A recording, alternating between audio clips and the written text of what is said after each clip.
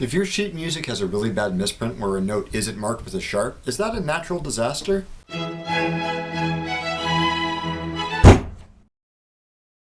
Okay, first things first. Giant, enormous thank yous to viewers Courtney and Dawn. Courtney sent me this amazing little 3D printed Death Star toy, which is really awesome. And Dawn, who is currently overseas, sent me this Afghani military hat, which is very stylish. No, it's very stylish. In Thunk episode 1, I gave a crash course on logical argumentation. One thing that I didn't cover explicitly were logical fallacies, because there are a ton of them, and I was still sort of attached to keeping my videos under 4 minutes. I don't know if I still feel that way. Logical fallacies are important to know because they're holes in our mental defenses that other people can use to convince us that things make sense when they really don't. But fallacies aren't just about convincing others. Sometimes they're so subtle and widespread in a culture that they can really color how you and I think, and in so doing can really screw us up. The appeal to nature fallacy is one of those things where once you know about it, you start seeing it everywhere. It's really simple too. The word unnatural has one definition that means artificial or not occurring in nature, and one definition that means evil or perverse. The word natural also has multiple definitions, one of which is found in nature and the other one is instinctively right. The appeal to nature fallacy just sort of whistles nonchalantly and substitutes one definition for the other, trying to convince you that something is right or wrong because it is or isn't found in nature. Firstly, just because something's artificial doesn't make it bad.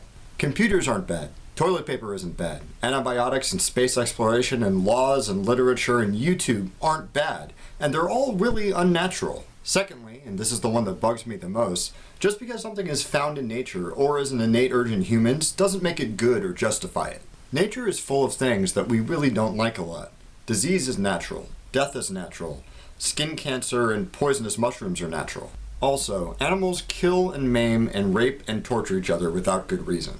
A lot of people seem to think that animals are sort of pure and free from malice, but bear in mind that every lolcat that you see on the internet will play with a wounded mouse for hours on end before finally putting it out of its misery. And those are just animals that we keep as pets. Some primates, like chimpanzees, will raid neighboring groups of chimps just to murder their children. Also, there's some evidence that female ducks have evolved specialized genitalia to prevent them from being raped because duck rape is absurdly common. So it's pretty obvious after some thought that supposedly natural things aren't necessarily better than supposedly unnatural things. That doesn't stop a lot of really terrible arguments being made based on those grounds. I'm going to point out 3 types. One of these arguments goes like this. Well, of course humans do terrible things to each other. It's how evolution programmed us. It's the natural order of things. This is used a lot to explain things like bullying and rape, because apparently they're natural urges and so we shouldn't get worked up about them. This isn't just an appeal to nature fallacy claiming that because hurting each other is natural, it's okay. It's also factually inaccurate.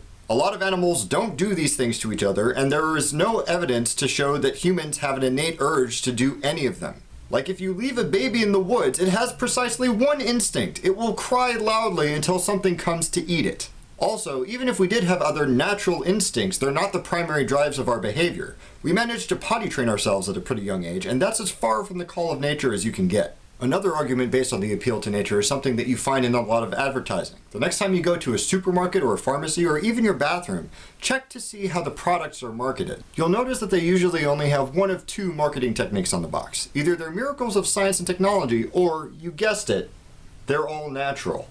It's really pretty amazing how many bathroom products have leaves on the bottle and claim to be all natural. I mean, they might be, but it's not going to get your hair any cleaner. Finally, and this is the really annoying one, people will use the appeal to nature to push ethics and behavior. You should have your baby without any drugs or an epidural. It's more natural.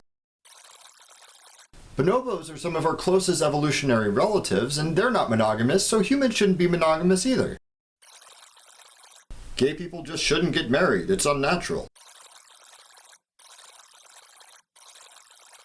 Now, there's nothing wrong with nature. Nature is great. I love trees and national parks and ferrets and environmentalism.